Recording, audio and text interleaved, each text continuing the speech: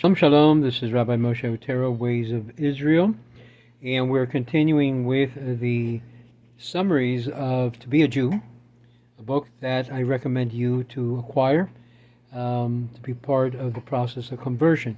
This book is used by many different denominations, Orthodox as well as conservatives, and even other denominations of Judaism. So I strongly recommend.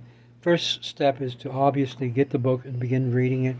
And we're now summarizing the book, chapter 3 of the book, To Be a Jew, the reasons for the commandments. Why are we to keep the commandments? The reason for the mitzvot, or tamei mitzvot. Why do we keep them? Especially has occupied the thoughts and attention of many great scholars and rabbis throughout the history of Israel. A great body of literature was built up for the purpose to explain the reasons why of all of these laws in the Torah, as well as many regulations and customs that we have been grown up in the course of Jewish history. The Torah itself does not offer a specific reason. It doesn't tell us it's because of X, Y, and Z, or perhaps it's because it's healthier to live the Jewish life. It doesn't give us any great insights as to why we're supposed to keep the commandments. But we are told to keep the commandments, to do what Hashem says. The greater the rabbi and scholar, and the more his explanation and reason carries weight, but in no instances they assume the level of imposed doctrine, where it don't follow necessarily dogmas. As a matter of fact, we tend to question every single dogma that is proposed.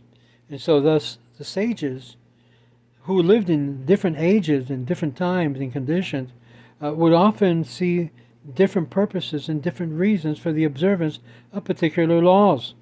Rather than detracting from the validity of such laws or such a variety of explanations throughout the generation, it is, after all, a statute forever, always, never to be abrogated.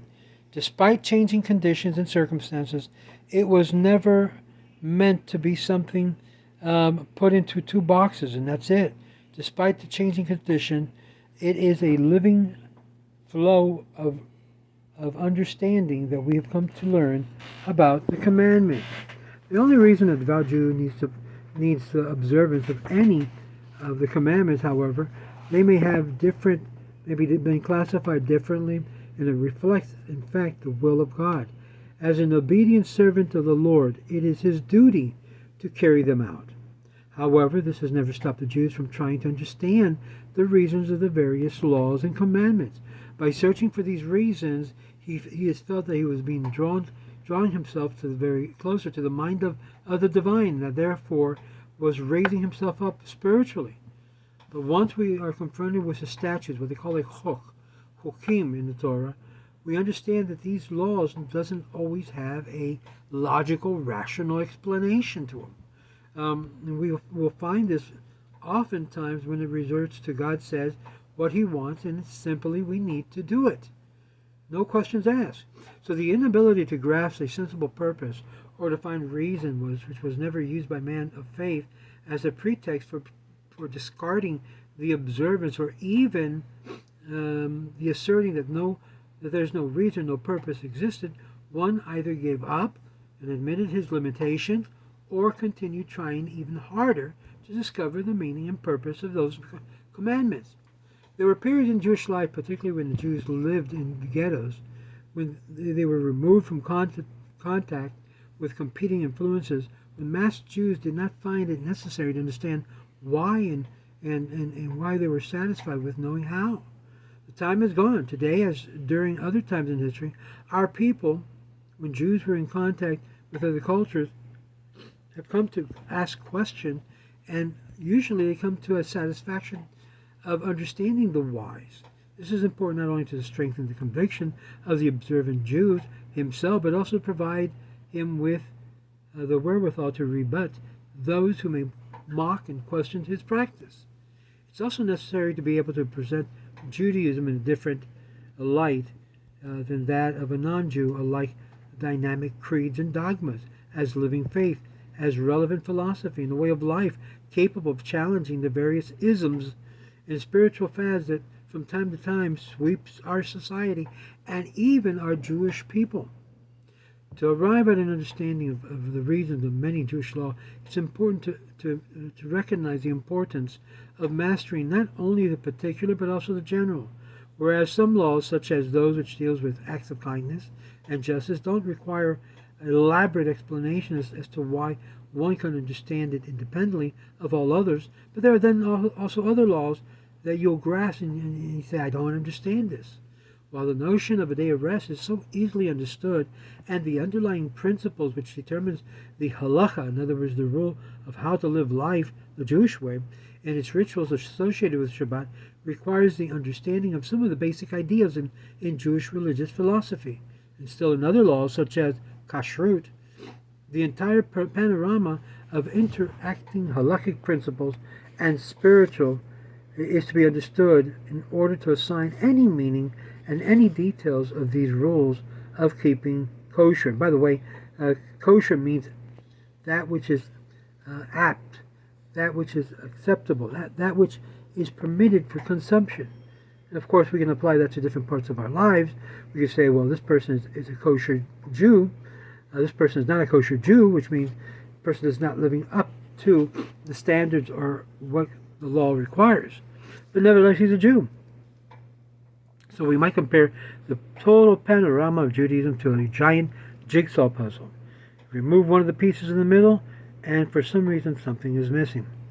This also falls in line with the idea, before getting to specific laws dealt with, for example, in this book of To Be a Jew, as well as the Torah in particular, it elaborates on the overall reason given by the Torah for demanding of the Jews that he follow all of its laws and all of its regulations. So obviously the idea of doing what the Torah says becomes paramount. It is also Israel that will become holy and sanctified by the keeping of these laws. Speak to the whole Israelite community and say to them, you shall be holy, for I, the Lord your God, am holy. Leviticus chapter 19, or Vayikra 19:2. And again it says, you shall be a kingdom of priests, a holy nation, an Am Kadosh, a holy people set aside to do what God says. Now, imagine that you're called to be this is your role, and you do just the opposite and you become indifferent to God. Then those promises that has to do with God to the Jewish people and the Jewish people to God becomes a challenge, and obviously there are consequences. Again, you shall be to me a kingdom of priests and holy nation. Exodus chapter 19, verse 6. This call for sanctification of Israel as a reason for the observance of the commandments is repeated over and over and over again throughout the Torah. Something in introducing, in concluding the entire sections of the law, and sometimes in relationship to individual statutes. Now, I want to say this because I know many of you coming out of the Christian world, please allow me to drink a little bit more here, have been taught by many of your previous leaders that no one can keep the law. And it's impossible to keep all of the laws without having sinned, without having committed a mistake. First of all, the whole premise of their assumption is completely erroneous. God requires, first of all, our heart, our mind, to be committed to what He has commanded, to do His will, to do the Father's will in earth as it's done in heaven. And here becomes the very center of the Jewish lifestyle. We know we will not be able to do everything perfectly according to the instructions of the Torah. Nevertheless, we are not free from trying and doing it, because it said this is the word of faith that's nigh to you, in your heart and your mouth, to do them, which means that we are required to do them. Even though we may not want to do them, we are required by God's own commandment to do them. And so thus, you shall be to me a kingdom, a holy nation. Exodus 19:6. This call is universal to all Jews. So you can't say, I'm not, I'm a Reformed Jew, so it doesn't apply to me. I'm a reconstructive Reconstruction Jew, it doesn't apply to me. We don't look at it that way. Every single Jew, no matter what denomination you are from or connected to, you're required to do this. Whether you do it or not is a whole different issue. But nevertheless, this is what a person who's going through conversion is expected to do. To do what God commands, to do what the Jewish people does. Purpose of holiness permeates all Jewish religious law and encompasses the aspect of human concern and experience. And we find that in Judaism it is concerned with, number one, the sanctity of the person. You are a holy person. Number two, the sanctity of time. The time you spend, separate, are times that are holy, and you as a holy person needs to keep them. Number three, the sanctity of place. All Jewish law can be defined in terms of one of these three categories. Concerning sanctity of persons, reflected by the laws dealing with social and business ethics, sexual relationships, eating habits, patterns of dress and speech, family relationships, personal hygiene and health care, and the supreme importance of life and even the honor that's due to the corpse when the person passes away. Even the issue of business. This is why many Jews are involved in learning laws regarding business, because we don't want to cheat one another. We don't want to do harm in business. Even the idea of setting up a business right across the street from another person who has the same kind of business is an infringement of that other person who was there first. So there's even laws regarding damages. Interesting enough, just this past week, believe it or not, was a Bet Din, who decided to take upon themselves a case which we were already working on in order to be able to provide them with conversion, halakhic conversion. So this new Bet Din that arose from nowhere decided to take the case, and obviously they got remunerated. We don't charge for conversion. They got remunerated, and we were left out holding, you might say, all the work that we did for that person. Obviously, everything works for good. Person was converted. They got what they got.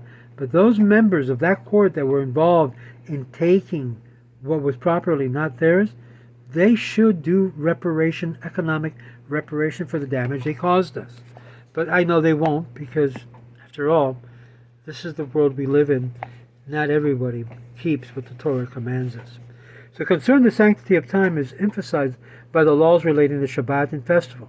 The sanctity of place is reflected in the commandments relating to the temple in Jerusalem. In Hebrew it's known as Beit HaMikdash, which literally means the house of holiness. This is what I've mentioned even to Trump regarding the house of the Lord. That when he becomes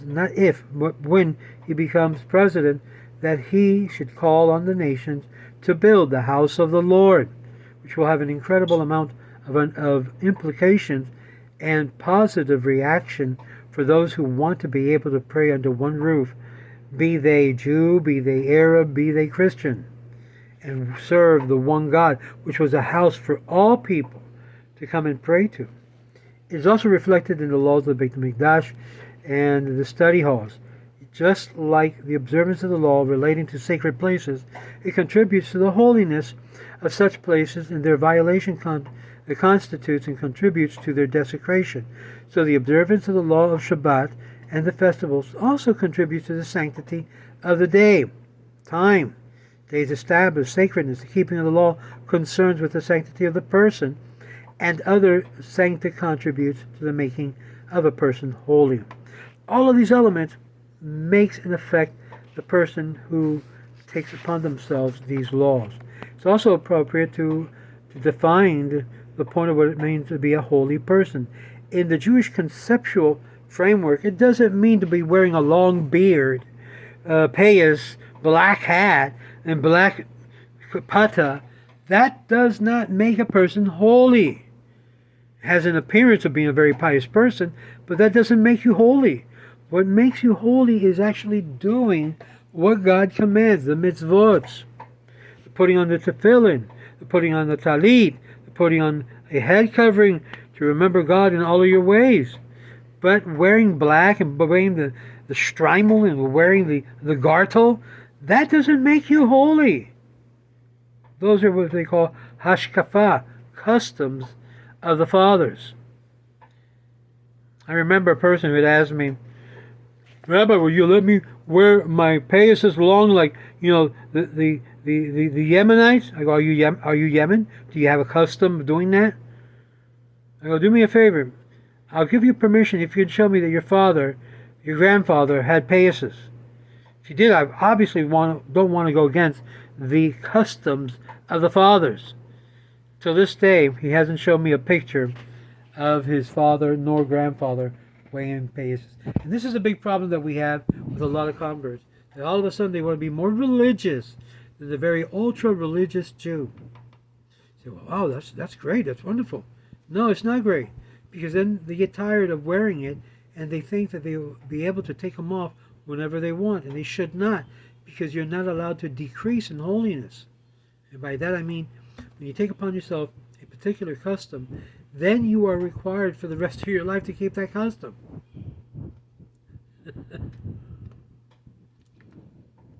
And you need to go to 3 rabbis to be able to negate whatever promises that you made or oath you made to carry off that custom, which can be very, very burdensome, especially in today's world.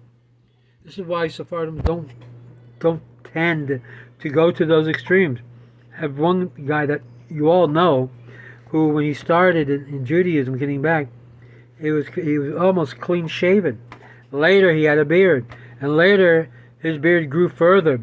And now you look at him, I'll be honest with you, I'm sorry if I offend anyone, but he looks like a monkey with long curly cues. He looks like an ape, in other words. So we're not to disfigure ourselves in keeping the commandments, just the opposite. We are to go little by little, slowly but surely, increasing and keeping the commandments. So by a Jewish definition, holiness has nothing to do with ascetic or the idea of saintly withdrawal from life or an excessive denial of outward appearances. It consists rather of participation in the streamline of human community, sharing joyful moments, sorrowful moments, and experience, to be able to say, I understand the ethical and moral religious discrimination that exists, and not to profane the holy name, not to profane the holy people. And yet the greater sense of ethical and moral religious discrimination is better than is greater the holiness of the individual. So it's better not to be so holy art thou and be a human being and treat others the way God commands us to treat others. The common denominator between the Jewish concept of holiness and that of other faiths is indeed expressed in the crucial concept of being removed. The biblical commentators, Rashi explains, the phrase Kedoshim Tehiyu, you shall be holy, as meaning Perushim Tehiyu, you shall separate yourself. Now, separate yourselves from what? This becomes the main question. By the certain groups and standards, it means you've got to separate yourself from even wearing your normal clothes that you used to wear, and wear black, and wear the strimals, and wear the black hat, and look like a rabbi, a Hasidic rabbi. And that's not required at all for conversion, and even to be a regular Jew. This differs, however, when you proceed with the question regarding being separated from what. This meaning is very clear. When we talk about being separated, being holy, we're talking about being removed from idolatry, being removed from secularism, being removed from vulgar and profane talk, being removed from those things that tend to be completely contrary to the Jewish values and life. So if you're a person that basically you used to be a womanizer, stop being a womanizer. If you're a person that used to dress like the local woman on the corner of the street, that you look like not a woman, but you look like one of those women that basically are picked up at the late hours of the night, change the way you dress. Change the way you behave and conduct yourself. We are to be holy, not unholy. So the Torah calls upon the Jew and Jewish person to become sacred people by living a life of sanctity at all times. This is when even the purpose of sanctity and help creates more sanctified society. When you become holy, you are transforming yourself to a holy person and therefore a holy lifestyle and a holy way of living. This is the exact structure of what is the burden in which to be holy means. Moses anticipated reaching 3,200 years ago when his final parting message was, and he pleaded this to the Jewish people, surely this instruction which I enjoin you this day is not too hard for you. It's not too extreme. This is not an extremist point of view. It is neither beyond your reach. It is not in heaven that you should say, who among us can go to heaven and bring it down to us and impart it to us? No, this is where the other religious group has us completely wrong. Torah observance is completely practical and doable. It's not beyond our abilities. It's within our abilities to be able to keep the Torah commandments. If not, Moses would have never said this. God would never have said this to the Jewish people. Who among you can go up to heaven and bring it down to us and impart it to us, that we may observe it? And neither is it beyond the sea that we should say, who among us can go across the other side of the sea and bring it to us? It is imparted to us that we may observe it.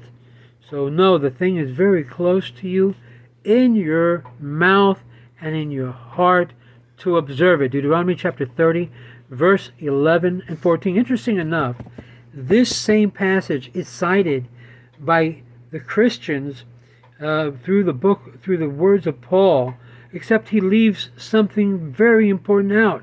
He leaves out the words, to do them. Why did he do that? Because it's doable. The Torah tells us keeping these laws, and the reason for these laws, they're doable. You can do it. Not like today's messengers from the other group says, no, you don't have to do it. No need. The law has been abolished. The Torah words, the mitzvahs have been abolished. You don't have to do them. Really? Not one iota of God's Torah is to be abolished or removed. So in other words, Moses was telling the people, it's up to you. Given the will and conviction, given desire and the faith to do it, you can do it. There's no reason why you can't do it. Now the real problem confronting even well-intentioned people who live in a non-religious environment was recognized by Maimonides, Rambam, in the 12th century as man's natural tendency to think and act like his friends and colleagues, and to follow the custom of his fellow countrymen. His advice is as useful today as it was then. What was his advice? This is going to be very familiar to many of you Christians who've read it also in the words of the Christian Bible. But it says to associate with the good and wise men and shun, get away from the wrongdoers, that one may not be influenced by their ways. Hilchot Deot, chapter 6, verse 1. In other words, don't hang around bad people who give you bad advice and way of life. What you need to do is hang out with good people who have the idea and focus of being a holy people by actions that they do, not by what they wear. If anything we've learned is that deception takes place by what we see, not by what we do. And this is why it becomes important that we learn to do what is right, to do what the commandments tells us to do, and not to follow the crowd with what they wear. Surely this is a situation of great nations of wise and understanding people, and this is what they would say to a people who basically do what God tells us to do. For what great nation is there that has laws and ordinance that's perfect? Notice, the laws and instructions are perfect, as all of this teaching that I have set before you this day, said Moses to the Jewish people. You can't beat this Torah. The Torah is perfect. Obviously, we're not, but we need to train ourselves, make a habit of doing that which is perfect, for God. Deuteronomy chapter 4, verse 5 and 8. And so we end this chapter as why we keep the commandment. Very simple. Why do we keep the commandment? Because God said so, because we want to do what God says. Do you want to do the will of God here on earth? Do what God's commandment says. Simple, transparent, and to the point. This is Rabbi Moshe Otero with the Ways of Israel, as we just did a summary of chapter 3. Our next chapter will be dealing with kindness, a means and an end. So don't miss out on chapter 4, summary of chapter 4. Shalom, shalom.